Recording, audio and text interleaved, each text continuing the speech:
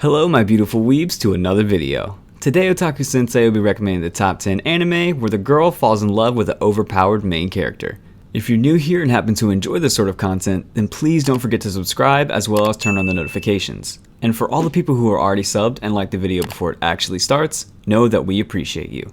And it would be great if you guys follow Sensei on Twitter since he posts small recommendations and update things there. Anyways, let's start the video. Boom! What up? Raid Shadow Legends are here, and they brought with them the Doom Tower. Available on both mobile and PC, so you have no excuses not clicking that link in the description and hitting the download button to check the tower out. Now I know it might sound edgy AF, and that's because the tower is a giant prison which was created by the thick redhead Arbiter after she fought off a ton of horrible monsters created by Suroth. The only way to contain them was through building this big magic tower. Through the years, the whole prison thing worked out pretty well. However, since Suroth is leaking back into the world, the Doom Tower isn't holding together like it used to. And here comes our part. With the right set of champs under your disposal, you, the average anime enjoyer, is sent to crack some ugly bastard skulls. Personally, I like to go with them busty maidens. You can go the culture route too, or you can choose from another class from orcs, humans, lords, dwarfs, and dead assassins. Raid Shadow Legends has got them all.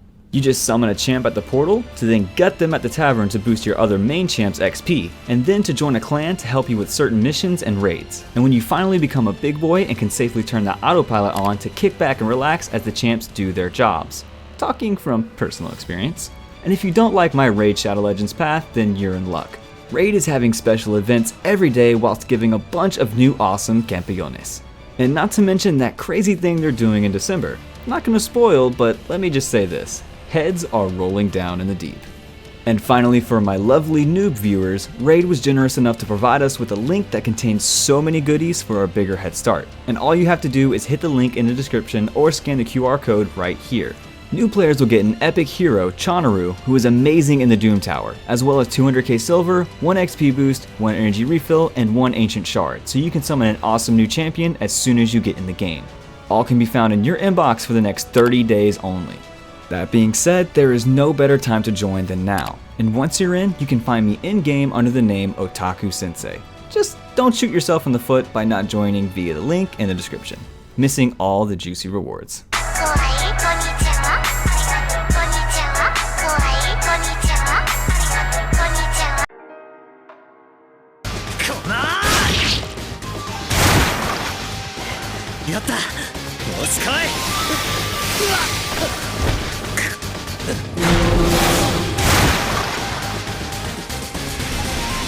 We kickstart this list with 11 eyes.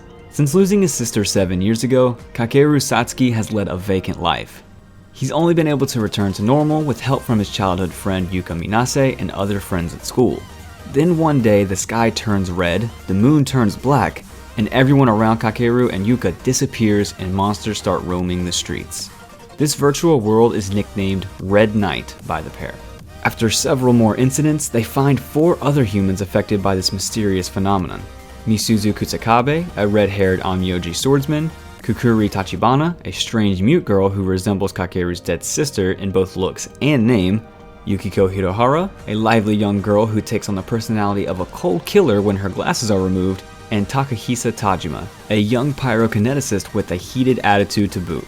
Kakeru wants to protect Yuka in return for her constant support and kindness, but is unable to awaken his own hidden power, which Misuzu promises will eventually appear. The 6 of them band together to survive with their special powers, but are soon targeted by grotesque creatures nicknamed Black Knights, whose ultimate goal is to kill them. The plot thickens when the teenagers find a girl named Lisette trapped in a red crystal guarded by the Black Knights, who begs them to save her from this prison. What is the mystery behind this mysterious phenomenon of Red Night? Who are the Black Knights, and how are they connected to Lisette? Furthermore, is Kukuri's resemblance to Kakeru's dead sister really a coincidence?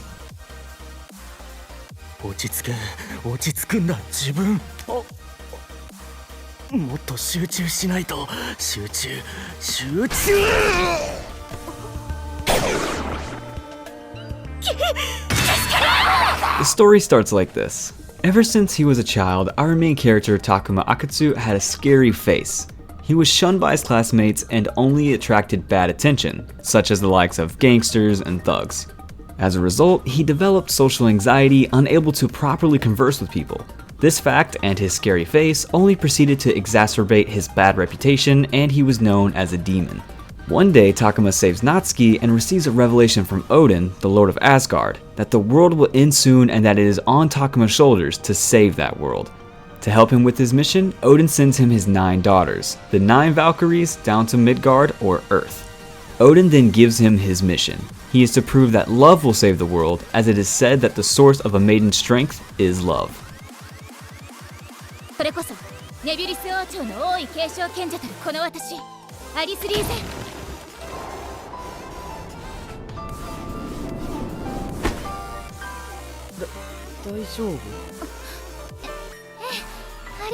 In 8th place, we have our Last Crusade, or the Rise of a New World.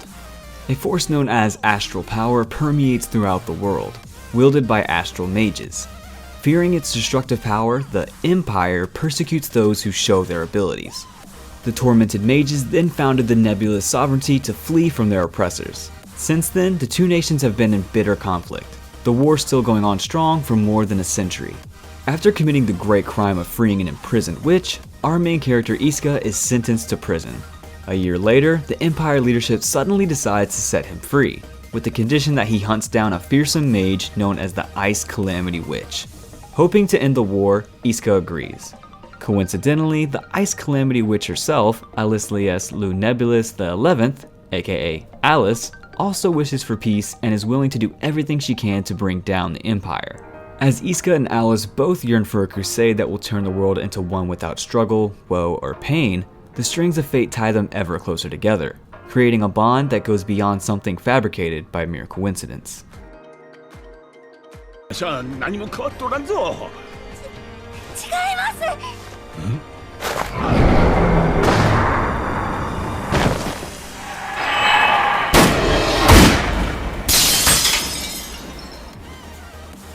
In 7th place, we have Sunday without God.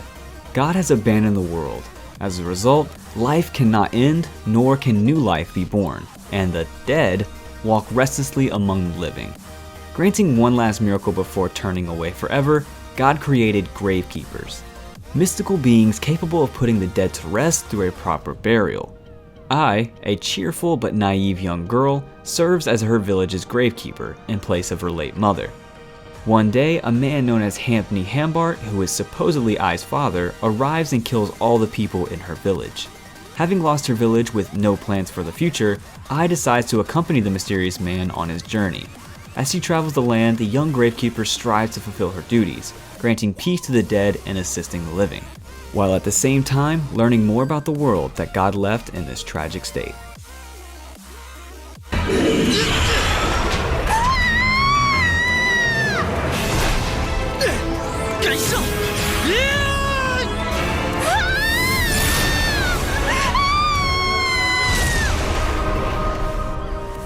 In 6th place, we have My Cultivator Girlfriend.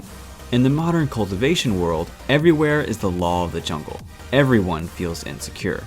One night, after saving a cultivator girl, the security guard Ma Yingxiang, I hope I said that right, I'm very sorry if I didn't, accidentally starts the journey of practicing cultivation, where we have to learn and adapt to this new world while encountering dangerous people.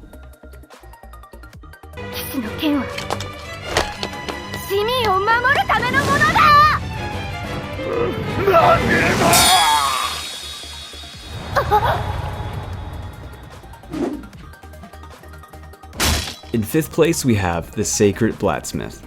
44 years ago, the surviving nations of the Valbani War declared peace and forbade the use of devastating demon contracts that ravaged the land. Now, inexperienced knight Cecily Campbell is eager to follow the example of her family and protect the people of the city using the sword she inherited from her father. Her first challenge arises in the market. A crazed swordsman wreaks havoc upon the civilians, and Cecily jumps into action to restore order. Overwhelmed, her weapon shatters, but a skilled stranger wielding a strange-looking sword intervenes.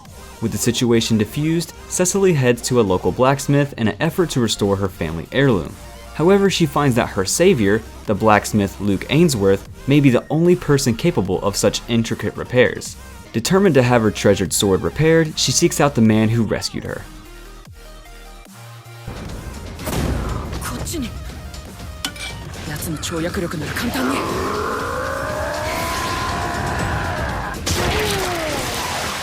It was just a usual morning. Akira Shiroyanagi, a high schooler who loves games and 𝐴NPETō, Japanese sweets, has suddenly been dragged into a battlefield by a mysterious girl who calls herself Mion. The participants are told that they are erased from the family register, involved in an experiment, and gained certain powers. Akira is determined to win the game with his newfound powers and destroy the organization. Armed with the power no one expects and his brain skills, the new period of intelligence battle begins.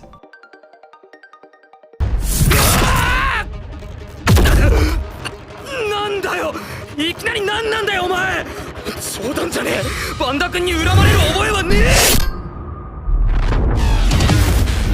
この野郎 In third place, we have Darwins Game. High school student 𝐴NPETō receives an invitation from a classmate to play Darwin's Game, a mobile game he has never heard of. However, as soon as he opens the application, a green snake suddenly pops out from his phone screen and bites his neck, leaving him unconscious. Waking up in the infirmary without any signs of a snake bite, he is told by the school to take the rest of the day off. Although he's puzzled by what's happened, he dismisses the surreal experience as a hallucination and boards the train home. Unfortunately, his curiosity gets the better of him and he uses the application once again. As the application appears to be just like any other battle game, 𝐴NPETō breathes out a sigh of relief and decides to start his first match. However, the pleasant surprise is short-lived, as his in-game opponent unexpectedly appears right in front of him and attempts to hunt him down with a knife. As he desperately runs for his life, 𝐴NPETō puts two and two together and realizes that Darwin's Game is not an ordinary game, but rather it's a brutal fight for survival. 𝐴NPETō determines to clear the game and seek out and kill the Game Master.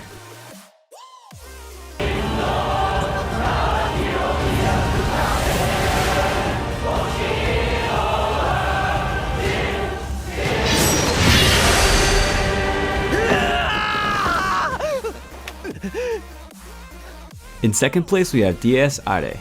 In this anime, on May 1st, 1945 in Berlin, as the Red Army raises the Soviet flag over Reichskanzlei, I hope I said that right, a group of Nazi officers conduct a ritual. For them, the slaughter in the city is nothing but the perfect ritual sacrifice in order to bring back the Order of the 13 Lances, a group of supermen whose coming would bring the world's destruction. Years later, no one knows if this group of officers succeeded, or whether they lived or died. Few know of their existence, and even those who knew began to pass away as the decades passed. Now, in December, in the present day in Suwahara City, Rin Fuji spends his days at the hospital. It's been 2 months since the incident that brought him to the hospital, a fight with his friend Shiro Yusa where they almost tried to kill each other. He tries to value what he has left to him, but every night he sees the same dream: a guillotine, murderers who hunt people, and the black-clothed knights who pursue the murderers. He's desperate to return to his normal, everyday life, but even now he hears Shiro's words: everyone who remains in this city eventually loses their minds. おいとびきり派手なの決めてやる最終奥義ダダダダダダダダダダダホックゼット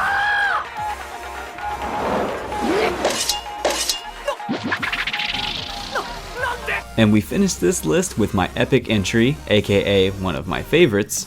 Katana Gotari is at number 1. In an Edo-era Japan lush with a variety of sword fighting styles, Shichika Yasuri practices the most unique one, Kyoto Ryu, a technique in which the user's own body is wielded as a blade. The enigmatic 7th head of the Kyoto Ryu school, Shichika lives quietly in exile with his sister Nanami, until one day the wildly ambitious strategist Togame barges into their lives. Togame brazenly requests that Shichika help her in her mission to collect 12 unique swords, known as the Deviant Blades for the shogunate. Shichika accepts, interested in the girl herself rather than petty politics, and thus they set out on a journey. Standing in their way are the fierce wielders of these legendary weapons, as well as other power-hungry entities who seek to thwart Togame's objective. In order to prevail against their enemies, the duo must become an unbreakable team as they forge ahead on a path of uncertainty and peril. It's one of the great series, so if you haven't watched it, you should consider it. I highly recommend it. This video ends here, and I want to especially say thank you to all those people who support the channel through Patreon and channel membership. Also, make sure to follow Sensei on social media for update related things. And I hope you enjoyed this list as well as got introduced to new shows, and if you did, then leave a like, share with your buddies, and like always, subscribe and turn on notifications. Until next time, try and keep the comments section wholesome.